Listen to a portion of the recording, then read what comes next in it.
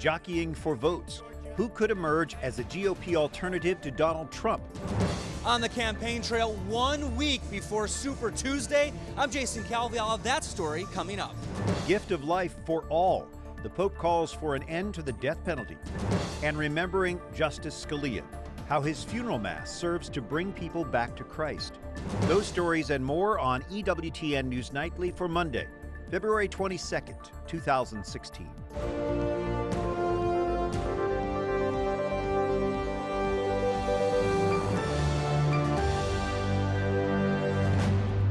Good evening from Washington. Thanks for joining us tonight. I'm Brian Patrick with your news now. We are seeing a marked shift in the presidential campaign. With fewer candidates, those who are left get more attention. Political director Lauren Ashburn begins our coverage. Brian, Democratic candidate Hillary Clinton trounced rival Bernie Sanders in Nevada. Meanwhile, Republican presidential candidate Jeb Bush drops out as others fight to become the alternative to frontrunner Donald Trump. There's nothing easy about running for president, I can tell you. It's tough, it's nasty, it's mean, it's vicious, it's beautiful. When you win, it's beautiful. Donald Trump saw a huge payoff in South Carolina Saturday, winning every delegate in the state. Hillary Clinton thanked Nevada for her much-needed victory. Now she's looking towards South Carolina and Super Tuesday, March 1st. We want to make progress in our country. We want to make a real difference in people's lives. That's what I've always been about. Opponent Bernie Sanders may have conceded Nevada, but he believes he's still gaining momentum. Donald Trump's sizable lead going forward spells trouble for Cruz and Rubio especially, both looking for wins. Beginning March 15th, the races are winner take all. It is now apparent that the only campaign that can beat Donald Trump and that has beaten Donald Trump is our campaign. I'm the conservative that can unite our party, grow our party, and win this election. Despite back-to-back wins and leading the polls, the fierce fight continues for Trump. As a candidate, I will bring over many, many Dems. We're going to bring over a lot of Democrats. We're going to bring over a lot of independents. Nobody else will. I'll win states that aren't in play. I'll win states that the Republicans don't even think of. One person you won't find in the race? Jeb Bush. He said he's ending his campaign after disappointing results. The people of Iowa and New Hampshire and South Carolina have spoken, and I really respect their decision. So tonight, I am suspending my campaign. Joining us is Kate Bennett, White House correspondent for Independent Journal Review, and Mercedes Schlapp, a Republican strategist. Welcome to both of you. Thank you. Let's talk, Mercedes, about this brokered convention. It seems like if his rivals, Donald Trump's rivals, don't slow him down by mid-March, the only way to stop him would be a public fight at the convention. Right. I think that what Rubio's betting on, and maybe Cruz, but I think more Rubio than Cruz, is saying we need to be looking at this brokered convention. And it's actually one of his campaign officials talked about this not long ago, and then Rubio stepped back and said, wait a second, we're not going in that direction.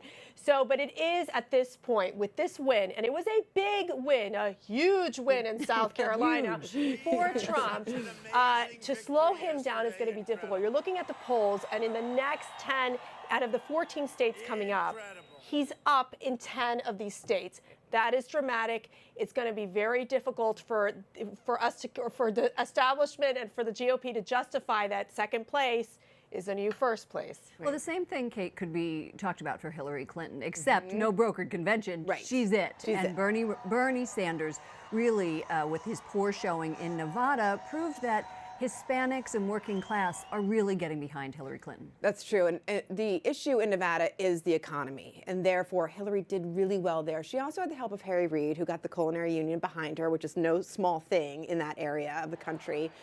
So she's going to hit South Carolina with this huge momentum, and it's going to be difficult to stop her. But she needed that Nevada win more than anything in this whole campaign, I think. I mean, that had to happen. She spent time there. She's talking about money, finance, economy, all the things that really hit home in that area. And that Bernie Sanders is talking about. Right. And it seems like she talked about it a little bit better than he did. I think she had more of a plan in place that people there could relate to, and therefore they got on board with her. Mercedes, looking forward to tomorrow's Republican vote in Nevada, how important do you think it is for Cruz and Rubio to have a very strong showing? And does it matter if they come in second or third? I think it does matter. I was speaking to a political operative in Nevada, giving me the feel of the land in that state. And what it looks like, it is a battle for second place. And so Rubio does have a slight advantage. While they both have a strong ground game, Rubio actually has a better ground game. He is betting on the fact that he lived in Nevada for some time. He has family in Nevada.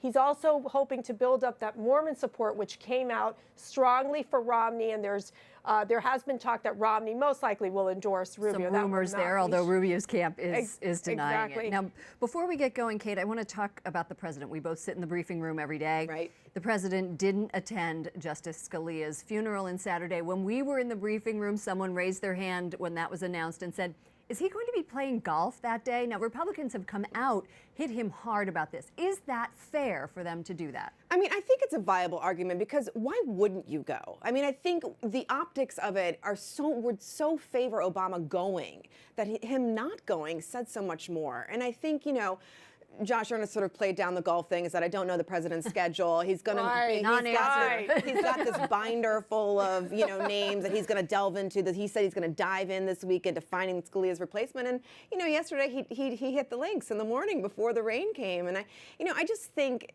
in the grand scheme of things, it's not my place to say whether he should be criticized. However, I do think there's an argument.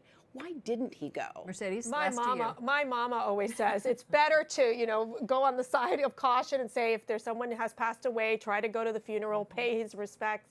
I think it was a mistake by the president. This is one of the Supreme Court justices. It would have been a nice way to show a nonpartisan approach to Justice Scalia, and it would have been appropriate and to the battle going forward for the Supreme Court nomination.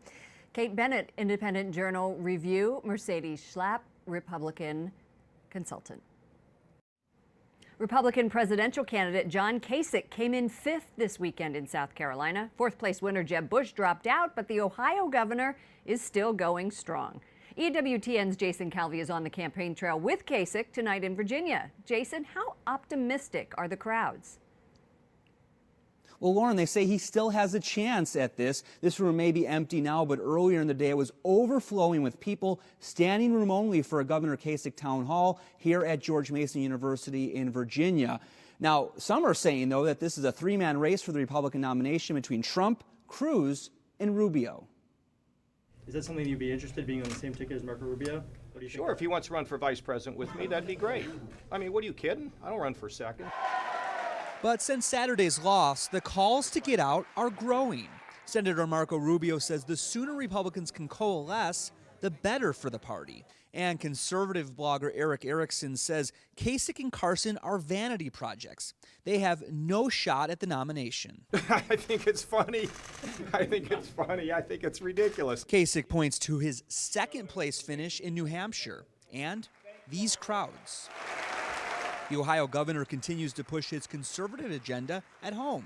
Yesterday, he signed into law a state ban on granting money to abortion providers, including Planned Parenthood. Governor, on Planned Parenthood, can you give us your reaction? They say you're taking away care from women. What do you say? I've explained it out there. I mean, what went through your mind when you signed it then last night? Well, that we're going to take care of women's health. It's just not in that group. That organization has been largely discredited. We'll put it places where people can go and feel good about where they're going, and we're not going to walk away from women's health. But when it came to women's equality in the workplace, he ran into trouble today. He referred to how he won his 1978 campaign for state senate. How did I get elected? I didn't have anybody for me. We just got an army of people who, and many women who left their kitchens to go out and go door to door and to put yard signs up for me. A supporter then challenged. I'll come to support you, but I won't be coming out of the kitchen. I gotcha. And Kasich has now defended those kitchen comments. He says women have always played an important role in his campaigns, including his current campaign manager. He also pointed to his lieutenant governor and his one pick for the state Supreme Court, both women. Lauren? Thanks, Jason Calvi, reporting in Virginia. One Republican candidate we haven't mentioned is Ben Carson. Carson tweeted Proverbs 16:3 over the weekend. Commit to the Lord and he will establish your plans. He's campaigning in Nevada ahead of tomorrow's caucuses. Brian? Thank you, Lauren. Ashburn. Other stories our EWTN News Nightly team is covering in today's world. The United States and Russia agree to a new ceasefire in Syria beginning on Saturday. This truce will not stop the fight against ISIS and other terror groups. ISIS did release the last group of Christians taken hostage from Syria last year. A priest in northern Syria reportedly helped arrange the release, which included millions of dollars in ransom, we're told. Pope Francis calls for abolishing the death penalty worldwide. Ci presenta il Vangelo della trasfigurazione. The Holy Father's call came at his Sunday Angelus ahead of an international convention against the death penalty. He specifically urges Catholic leaders to show exemplary courage by not allowing executions during this year of mercy. The Pope says God's commandment against killing applies to both the innocent and the guilty, and says even convicted criminals have a right to life. Supreme Court justices returned to the bench today for the first time since the death of Justice Antonin Scalia. Saturday, 99 priests celebrated a mass of Christian burial for Justice Scalia. As Catherine Szeltner reports tonight, the Mass at the National Shrine of the Immaculate Conception remained focused on Christ. Over 3,000 people gathered at the nation's largest Catholic church on Saturday for one man. A man loved by many, scorned by others. A man known for great controversy and for great compassion. That man, of course, is Jesus of Nazareth. Father Paul Scalia celebrated the Mass of Christian burial for his late father, Justice Antonin Scalia. He told his father's story, but not to put the spotlight on his father. He knows his father wouldn't have wanted that. He told the story to put the spotlight on Jesus Christ. One of the things that was most striking to me was the Christian hope and faith that even at a very sad moment, Father Scalia spoke about hope in Christ. The homily also left room for humor. Father Scalia jokes his Roman collar didn't always protect him from the justice's criticism. The issue that evening was not that I'd been hearing confessions, but that he had found himself in my confessional line. And he quickly departed it. Even with the laughs, Mass stayed centered on Christ. The younger Scalia remembered his father as a public servant, a family man, and a sinner. He was a practicing Catholic, practicing in the sense that he hadn't perfected it yet. And only those in whom Christ is brought to perfection can enter heaven.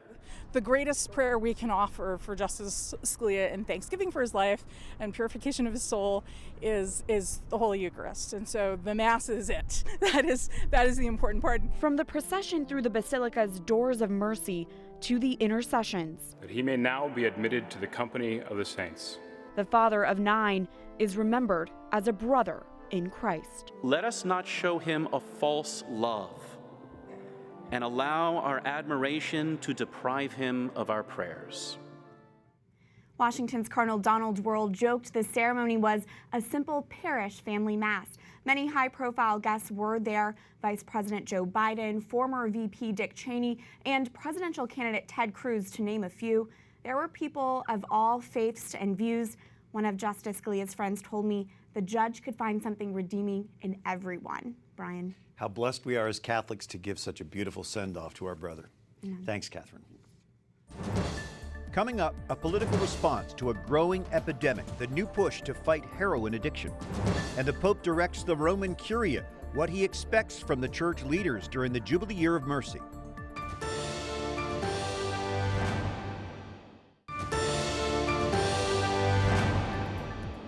Pope Francis celebrates the Jubilee of Mercy for the Roman Curia. He asked these church leaders to be role models for the rest of the church and the world.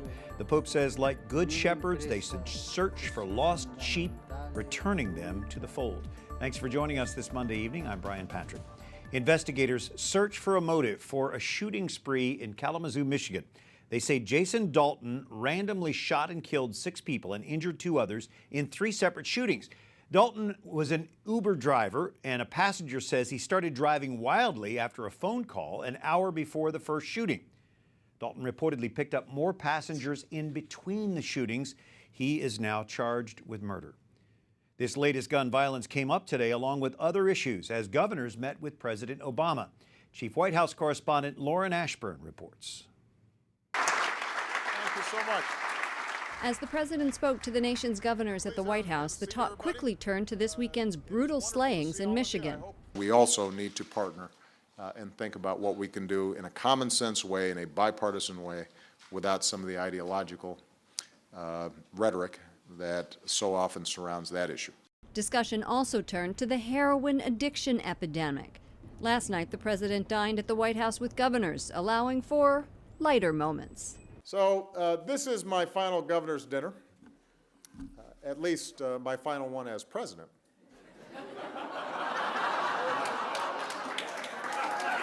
I'm just kidding.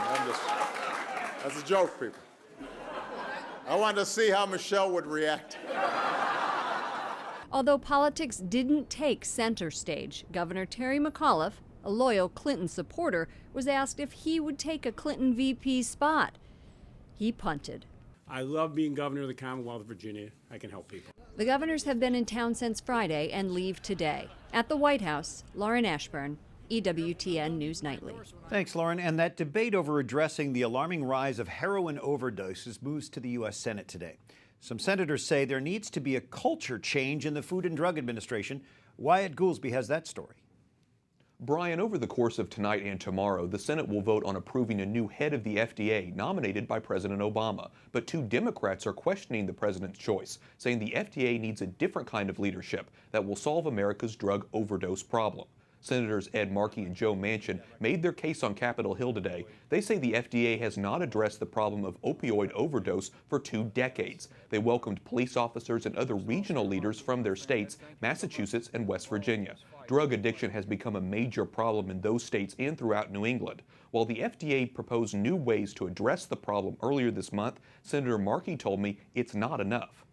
Abuse deterrent in this context is a contradiction in terms. You can get addicted. You can die. You can move to heroin off of the oxy, which is on the market right now. Markey and Manchin have been critical of the FDA approving a recent opioid drug despite a recommendation not to from its own panel of experts. Earlier this month, the FDA announced a multi-part plan to tackle the crisis, and President Obama has announced $1.1 billion will go towards solving the epidemic. Brian? All right, Wyatt, thank you very much. And South Dakota's governor plans to meet with a group of transgender people. That meeting comes before he decides on whether or not to sign a bill that requires students to use bathrooms and locker rooms according to their sex at birth. The bill would require schools to make a reasonable accommodation for transgender students. Roger Severino is director of the DeVos Center for Religion and Civil Society at the Heritage Foundation. What would qualify as a reasonable accommodation, and why would that be necessary in a bill like this? Well, South Dakota has acted to protect the privacy of all its students reasonably and sensitively. So if somebody identifies as transgender, they can get an accommodation, which means unisex facilities or bathrooms of their choice when it comes to adult facilities. So they could go into the faculty lounge, for example.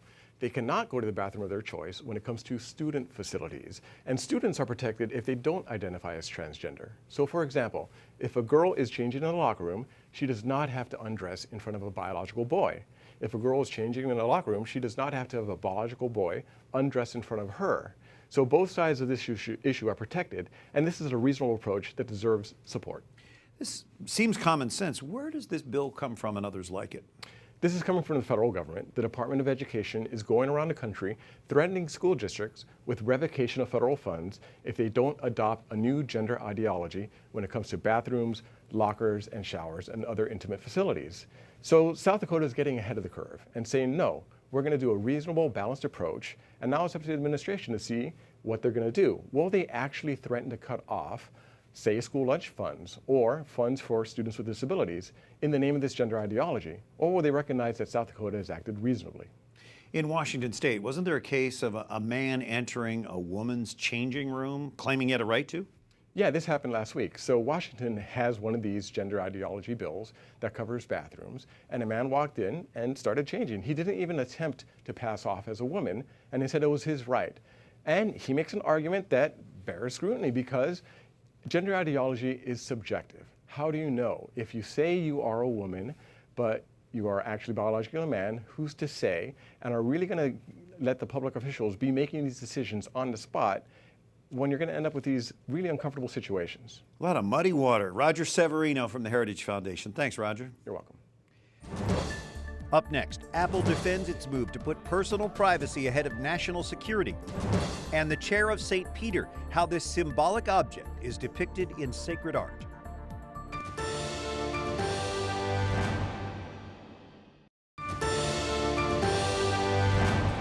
Thanks for joining us for EWTN News Nightly. I'm Brian Patrick. Apple CEO Tim Cook emails his staff today saying this case is about more than a single phone. Cook is referring to the case involving the iPhone of terrorist Syed Farook. He and his wife shot and killed 14 people last December in San Bernardino, California. The FBI demands Apple help break into Farook's phone, and Cook is refusing. Apple has until Friday to respond to the court order. The FBI director says the agency's demand is about giving the victims justice. A team from the U.S. Centers for Disease Control and Prevention starts work on a case control study in Brazil. It is aimed at determining whether the Zika virus really does cause the birth defect microcephaly. Team members will track down babies with microcephaly and their mothers and try to determine if the mothers had the Zika virus. Also, Cuban President Raul Castro assigns thousands of soldiers to help kill the mosquito that carries that disease. A University of Michigan Flint professor estimates the city has more than 8,000 old lead pipes running from water mains to homes and businesses. Mayor Karen Weaver plans to use that estimate in replacing those service lines at a cost of $2,000 to $3,000 per pipe. When Flint switched its water source in 2014, Flint River water was not treated with anti-corrosion chemicals. That resulted in lead being scraped from aging pipes and into the drinking water.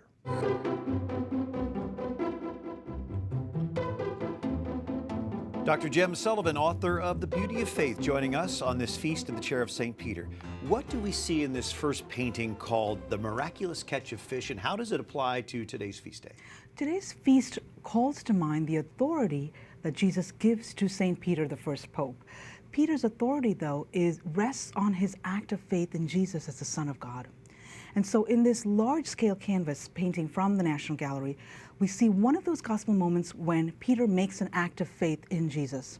Bazzano uses brilliant colors, bright red, orange, the deep blue of the sky and the waters of the lake. At the center, St. Andrew, with his billowing green cape, really gives movement to the whole scene.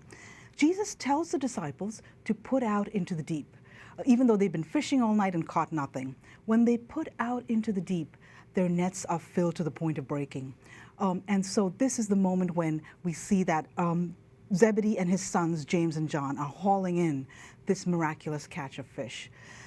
Peter kneels before the Lord and says, "Depart from me, Lord, for I'm a sinful man." He's scared. Exactly. And Jesus says to him, "Do not be afraid. From now on, you will be catching men." So again, that sense that Peter's faith is the rock on which Jesus will build his church. Let's move to the second. It's a 16th century piece called Christ at the Sea of Galilee. Beautiful.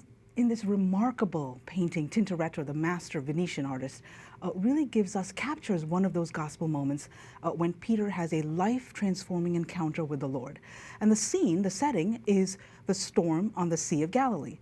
When Jesus walks on the water to the disciples, or in a boat, they're being tossed to and fro by the high winds and the stormy waves. And Jesus is walking towards them, and the disciples are terrified when they see him. They think it's a ghost. Jesus says, "Do not be afraid, it is I. Take courage, it is I."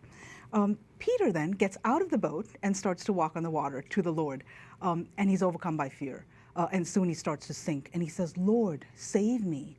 And Jesus says to him, "Why did you doubt, O you of little faith?" So it's a wonderful moment again when we see Peter's act of faith, even with moments of doubt, is the rock on which Jesus will build his church. Took a lot of faith to get out of that boat. The Beauty of Faith by Dr. Jem Sullivan. Jem, thanks for being with us. Thank you. And until tomorrow for EWTN News Nightly, our team here, I'm Brian Patrick. Good night. May God bless you.